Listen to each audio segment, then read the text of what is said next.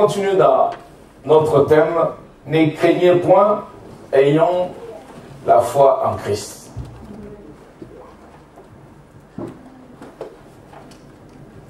Bien-aimé, quand quelqu'un craint,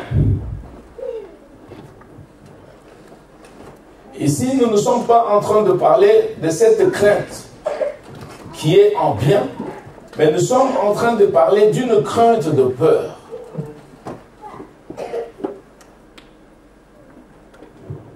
Nous ne sommes pas en train de parler de cette crainte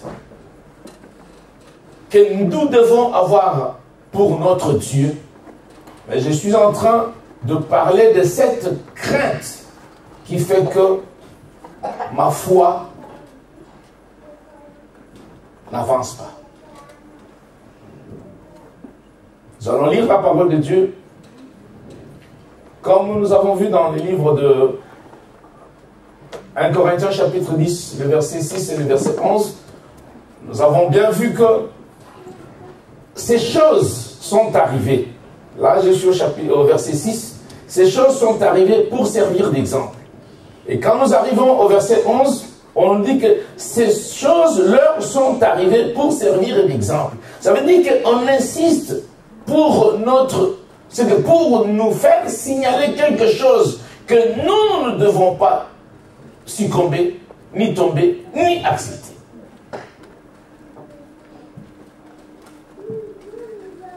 C'est quelque chose que nous devons refuser. Voilà pourquoi nous allons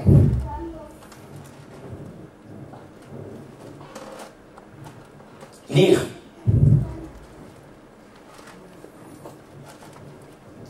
un Samuel chapitre 17. C'est une histoire que nous connaissons très très bien.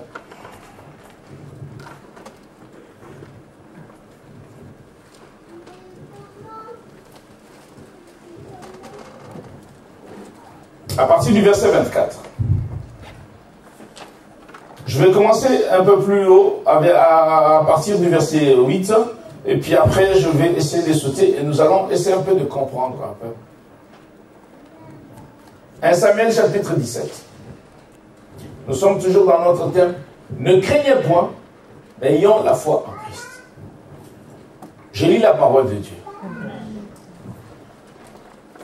Le Philistin s'arrêta et s'adressant aux troupes d'Israël rangées en bataille, il leur cria: pourquoi sortez-vous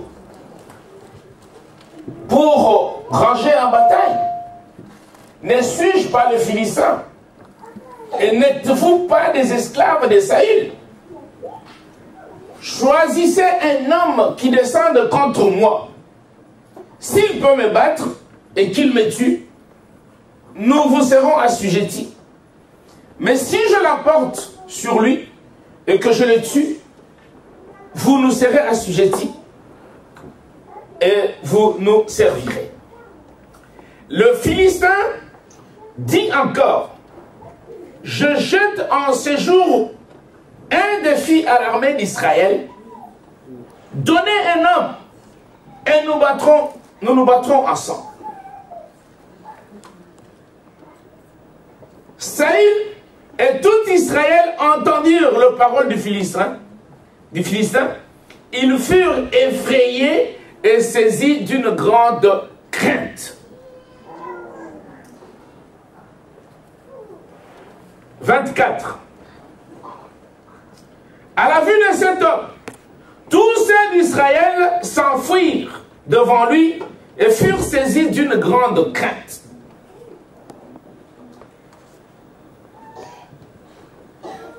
Chacun disait: avez-vous vu s'avancer cet homme?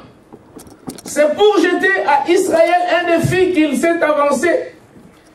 Si quelqu'un le tue, le roi le comblera de richesses. Il lui donnera sa fille. Et il affranchira la maison de son père en Israël. 32. David dit à Saül: que personne ne se décourage à cause de ce Philistin. Ton serviteur ira se battre avec lui. Parole du Seigneur. Amen. Prenons place.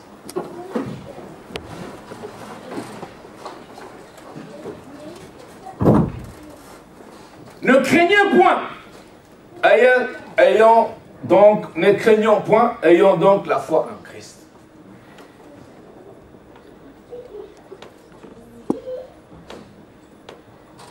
Bien aimé, c'est une histoire que nous connaissons très bien. Mais voyons ce que la parole de Dieu nous dit. Il y a un peuple qui est le peuple de Dieu, le peuple de Dieu vivant. Et ce peuple-là, il y a quelqu'un qui s'élève. Et cette personne qui s'élève, il lance un défi. Il lance un défi. Et quand il a lancé le défi, la parole de Dieu nous montre que Saül, qui était roi, la Bible nous montre aussi la grandeur de Saül. Là, on nous dit que Saül ne pouvait pas se cacher parce qu'il était vraiment un homme costaud. Mais ici, la parole de Dieu nous dit, ils entendirent la parole du Philistin, ils furent effrayés et saisis d'une grande crainte. Bien-aimés, devant une situation, tes pensées te disent quoi? Devant un problème, qu'est-ce que tu t'es dit? Devant une situation, qu'est-ce que tu t'es dit?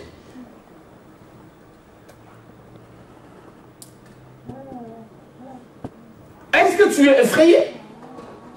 Est-ce que tu es dans la crainte? Devant une situation, tu te vois déjà en échec ou tu te vois en réussite?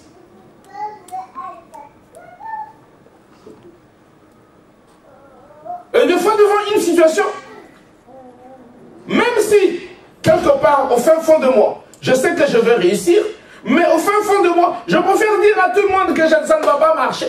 Ça ne va pas marcher, ça ne va pas marcher. De sorte que même si ça ne va pas marcher, mais j'avais déjà dit aux gens que ça n'allait pas marcher. Bien aimé, ce n'est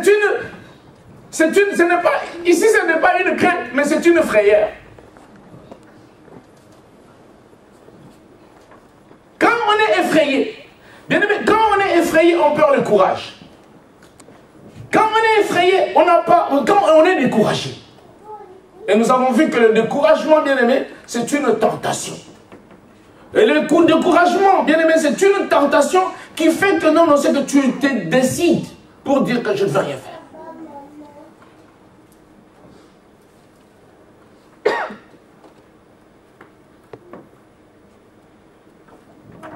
Bien aimé, la prière de quelqu'un qui est dans une frayeur, qui a peur, c'est une prière, bien aimé, qui ne va pas loin. Parce que c'est une prière où il est en train il se pose beaucoup de questions dans sa tête. Bien aimé, quand je me pose beaucoup de questions dans ma tête, ça veut dire que ma porte n'est pas fermée. Quand je me pose beaucoup de questions dans ma tête, c'est que dans mes pensées, il y a quelque chose qui vient, c'est que la chose me déstabilise déjà. Bien aimé, quand quelqu'un est déstabilisé, la personne ne peut pas avancer.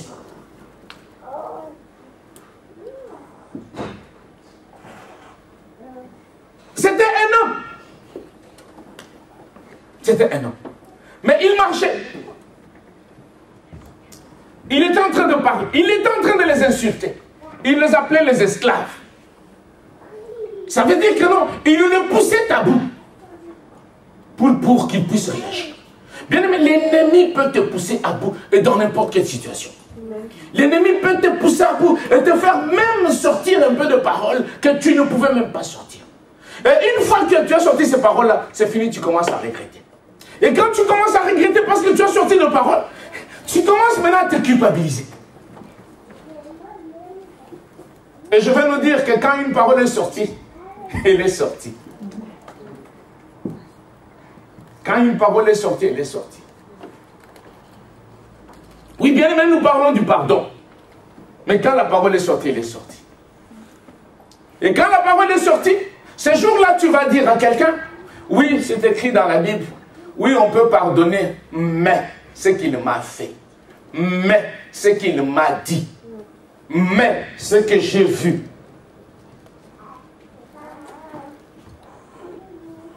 Bien aimé, quand je suis effrayé, je ne peux pas avancer. Quelqu'un qui est effrayé est dans le faux semblant. Même son bonjour, même ses salutations, tout ce qu'il peut faire. Bien aimé, il vit quelque chose, mais tout ce qu'il fait, c'est de mascarade.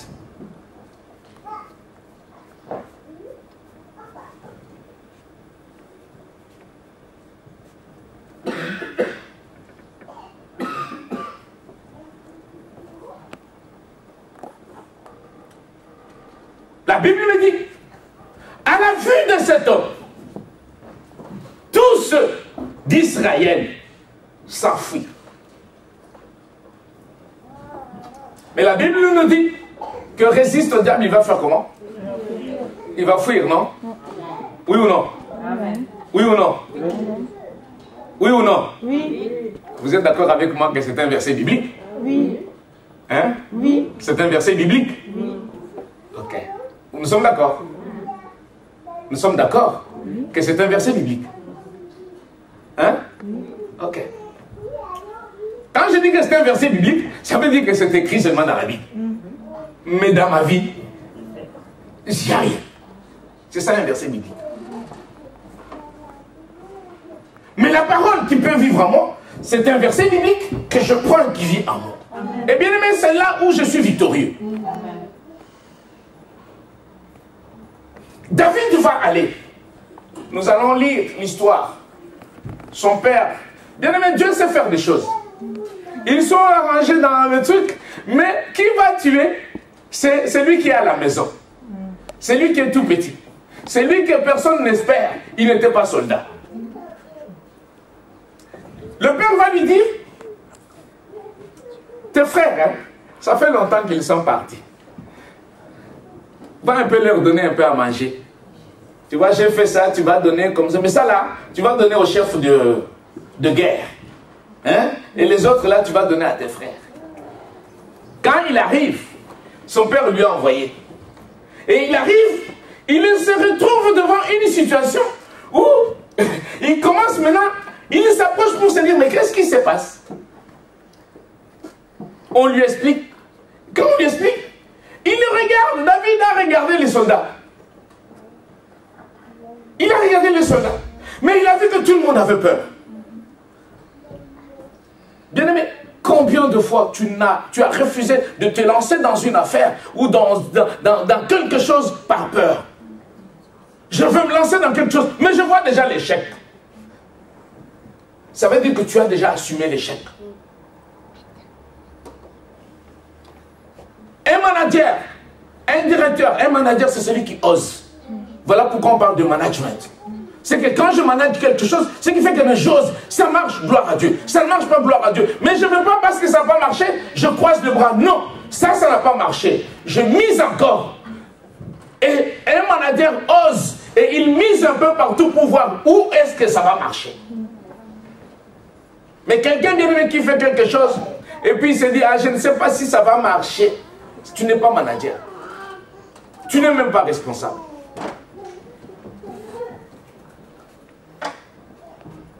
David arrive, il le voit.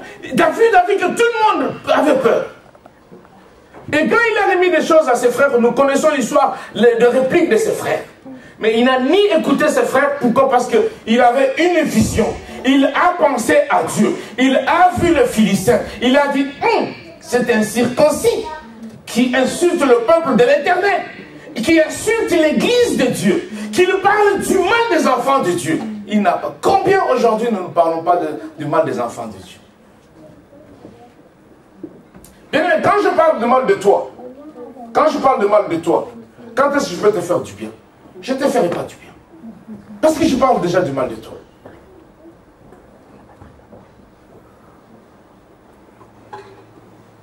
David a écouté. Quand nous regardons son frère et nous regardons David, nous voyons deux personnes qui ont deux langages différents.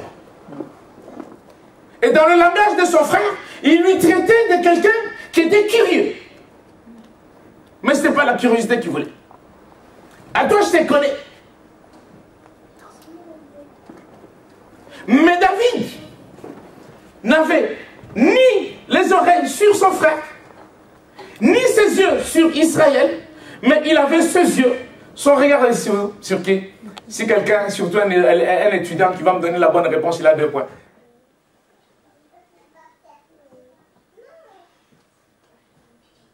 Bien-aimé, quand tu regardes à l'Éternel, David a regardé à l'Éternel. Voilà pourquoi cet après-midi, si ma mémoire est bonne, maman patience, ton verset c'était quoi cet après-midi? Psaume combien? 91? 91. Hein? La Bible me dit que je ne dois pas avoir peur de la frayeur de la nuit, ni de contagion. Hein? Est-ce que vous comprenez un peu? Ce qui fait que non, que 1000 tombent à mon côté, 10 000, rien ne pourra m'atteindre. Il dit que même le flèche de l'ennemi, rien ne va m'atteindre. Pourquoi? Parce que mon regard est fixé sur l'Éternel. Bien-aimé, quand tu regardes à ta situation, c'est que ta situation, comme j'ai encore entendu ce midi, ta situation devient plus grande que ton Dieu. Mais Dieu est plus grand. Amen. Bien-aimé, quand nous parlons, nous disons que Dieu est grand. Dieu est grand. Dieu est grand. Bien-aimé, Dieu est grand. Ton problème n'est même pas vu de Dieu. Mais Dieu est grand. Ça veut dire que quand tu considères ce que tu es, voilà pourquoi tu vois la grandeur de ton problème. Mais quand tu considères Dieu, tu vas minimiser ton problème. Et bien, mais quand j'ai minimisé mon problème, c'est là où j'ai la victoire. Amen. David n'a pas regardé à Goliath, mais David a regardé à Dieu. Et quand David a regardé à Dieu, David s'est avancé au roi. Il a dit au roi, roi, c'est qui? Je vais l'affronter. Le roi lui a regardé aussi. Le roi lui a découragé. Le roi lui a dit, mais tu... Voilà. Et le roi lui a même donné la tenue. Bien aimé, on peut te donner une tenue pour que tu ailles bien dans ton échec. Ouais. Mais comme il avait son regard que fixé vers Dieu, il ne pouvait pas regarder la chose. Bien aimé, la peur. Même le roi avait peur. Même le roi avait peur.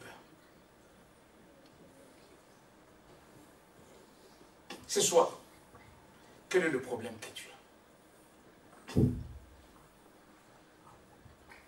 David va expliquer au roi pour le rassurer. Amen. Amen. Ça me vient maintenant. Je n'ai pas préparé ça, ça me vient maintenant.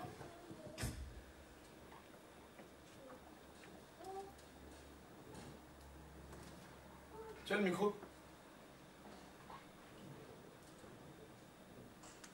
Tu as le micro?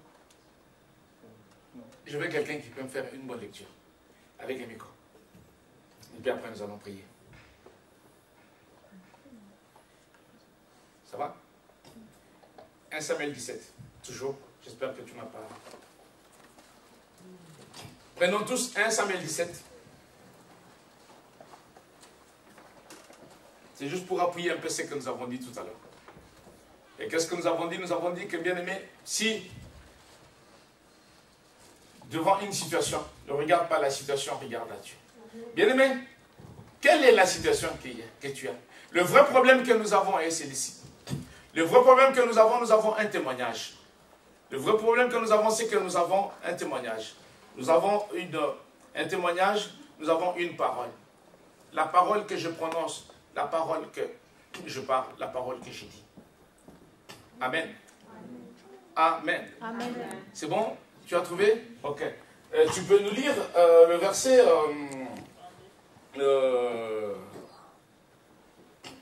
verset à partir du 35 ou 34 plutôt.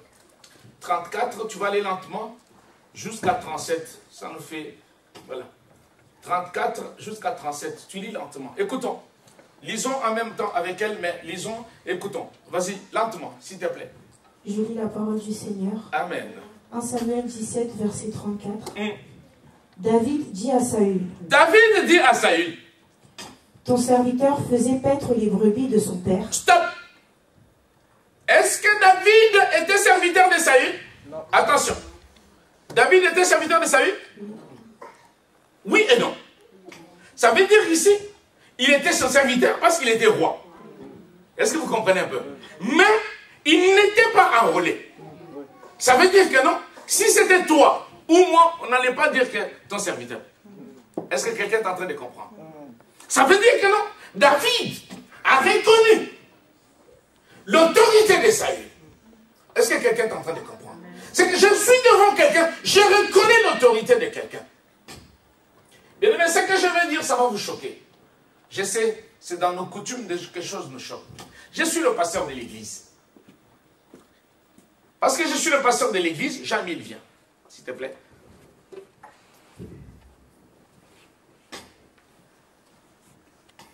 Tu vas continuer. Je suis le pasteur de l'église. Écoutez-moi bien. J'espère que vous allez comprendre ce que je vais vous dire. Écoutez très très bien.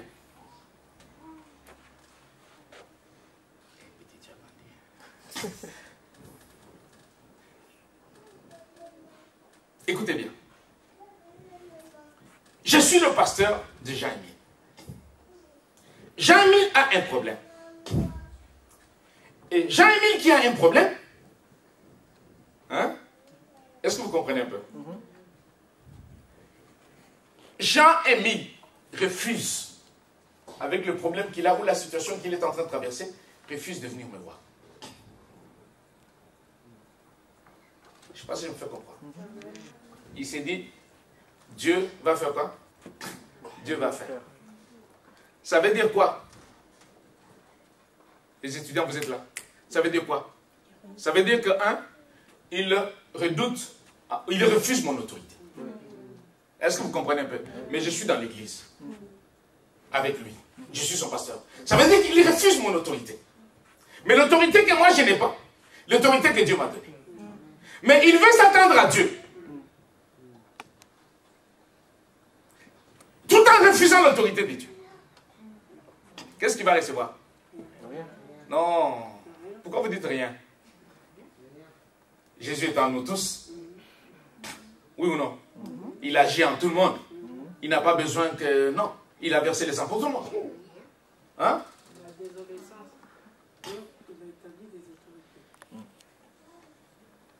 Je ne sais pas si on comprend. Deuxième situation. Jean-Émile vient. Il commence, pasteur, j'ai un problème. Le problème que j'ai, voilà le problème que j'ai, voilà le problème que j'ai. Mais je m'attends à ce que Dieu fasse. Il est venu voir le pasteur. Bien aimé, ce n'est pas moi qui vais agir. Ce n'est pas moi qui vais faire. Même si je lui ai imposé demain. Mais pour que ça se fasse, c'est là-haut. Des mois comme ça, même si je lui piétine, même si je lui... Rien. Ça vient d'en haut. Le vrai problème, c'est qu'il fait que non. Est-ce que vous comprenez un peu? Mais nous sommes spécialistes de faire quoi? D'ignorer, d'oublier, tout en étant. Je vais nous dire quelque chose. Est-ce qu'on peut attendre? Bien aimé, la réussite de quelqu'un, vous savez, je ne parle pas pour dire que non, pasteur, non, non, non, non, non, non. Non. Je parle de tous les pasteurs. Je ne parle pas de moi, je parle de tous les pasteurs.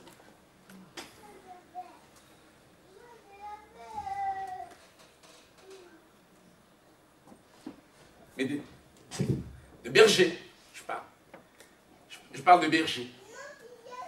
Et je reviens maintenant à l'église.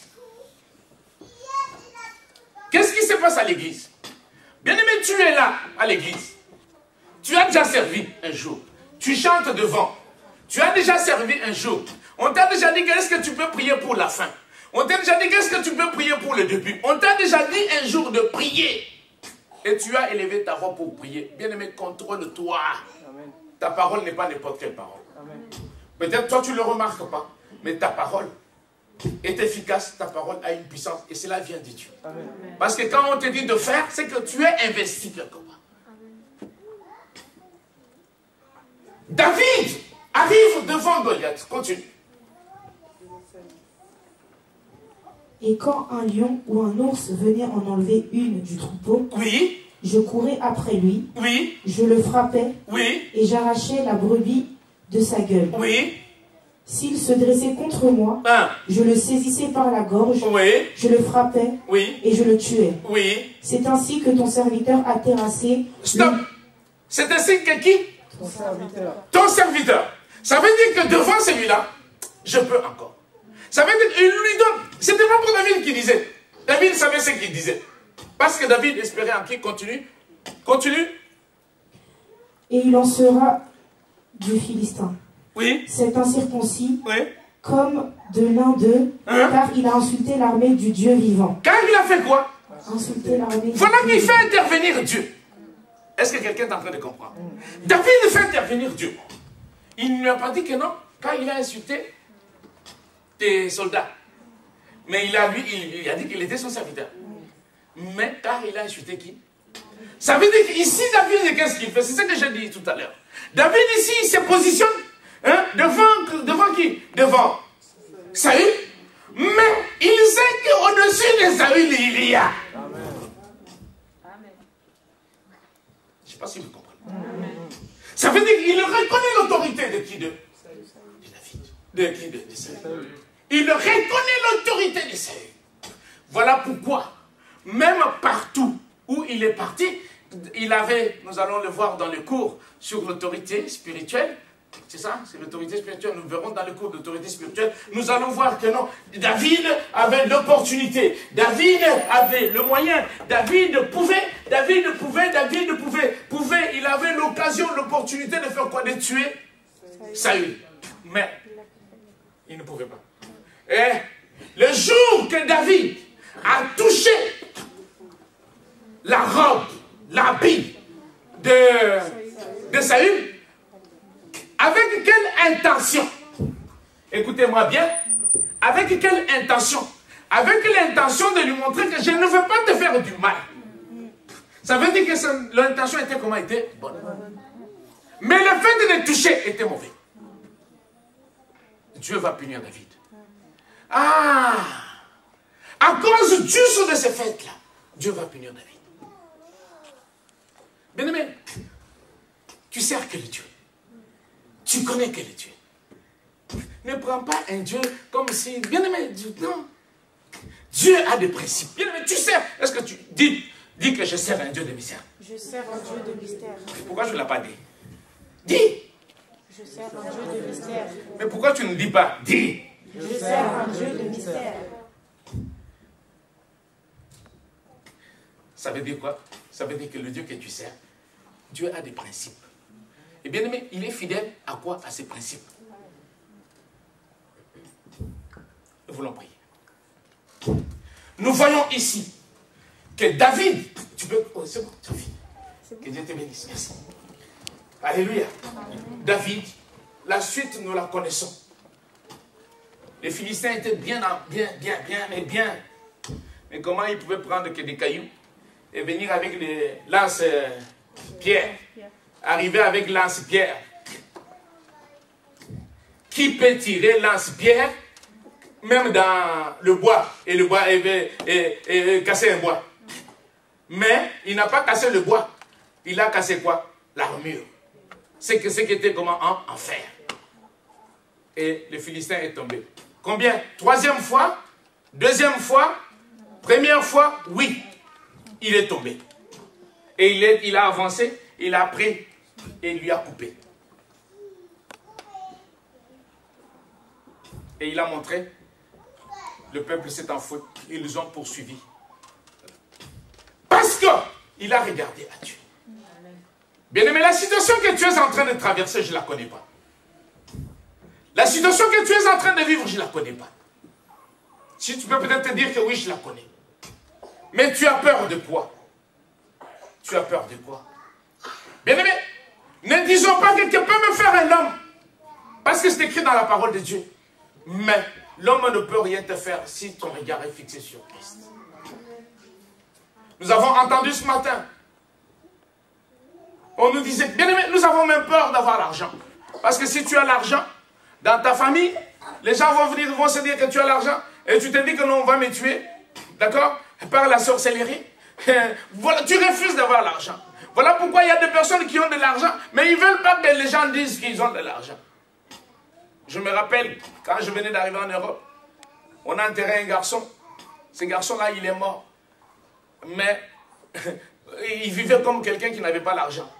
Mais quand on voulait ranger ces histoires pour ramener à ses parents au pays, bien aimé, on a trouvé l'argent, mais pas possible. Tout le monde était étonné. Pas possible. Mais où? Cousin. Et tout en grosse coupure.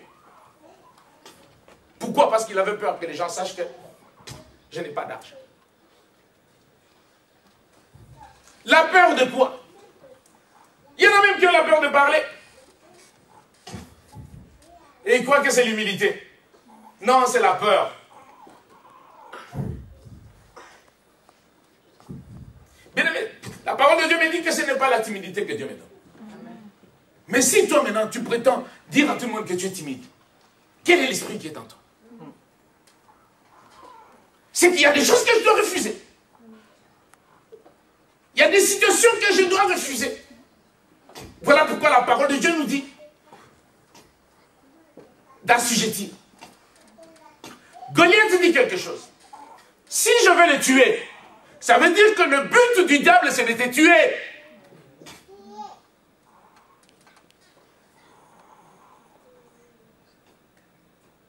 Le but du diable, c'est de te tuer.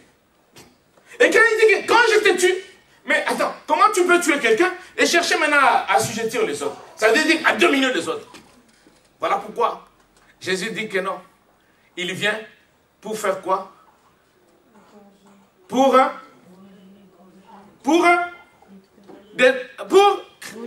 voler, égorger, détruire.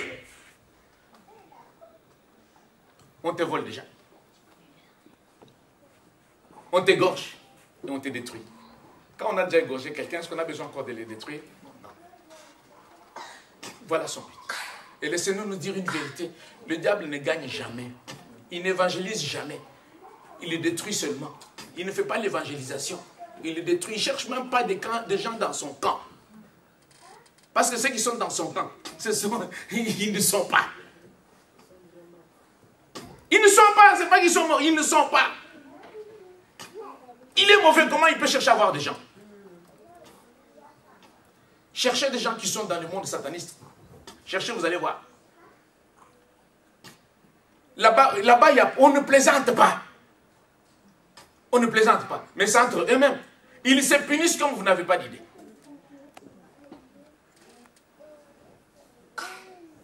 Vous n'avez jamais vu l'histoire de quelqu'un qui appelle l'autre, il dit que tape-le. Il tape parce qu'il a petit tapé. Vous comprenez, petit tapé. Hein? Et l'autre aussi, comme il a fait comme ça, il a dit, ok, bon, c'est bon, allez, viens. Tape-le. Il a tapé aussi. Ah, ok. Il a appelé quelqu'un d'autre, viens, tape. Il a tapé. Tape maintenant. Il a tapé. Bien aimé. Ils se font du mal, de fois pour rien. Voilà pourquoi la Bible nous dit dans le livre de 1 Corinthiens chapitre 13 que même si tu t'es fait quoi? Tu t'es fait quoi? Si tu n'as pas l'amour, tu n'es... Même si tu t'immoles, Jésus s'est déjà immolé, il est l'agneau de Dieu immolé avant la fondation du monde. Je n'ai pas besoin de m'immoler. Alléluia. Voilà. Bien-aimés, nous voulons prier. Nous voulons prier. Tu as peur de quoi? Bien-aimé, détourne aujourd'hui ton regard vers la peur que tu peux avoir. La peur que tu as, bien-aimé. La crainte que tu as, c'est la peur. La crainte que tu as, ce n'est pas la crainte de l'éternel. Bien-aimé, ne sois pas dans l'orgueil. Combien de fois devant une situation, des fois tu as même fait de prières, mais de prières de peur. De prières de peur.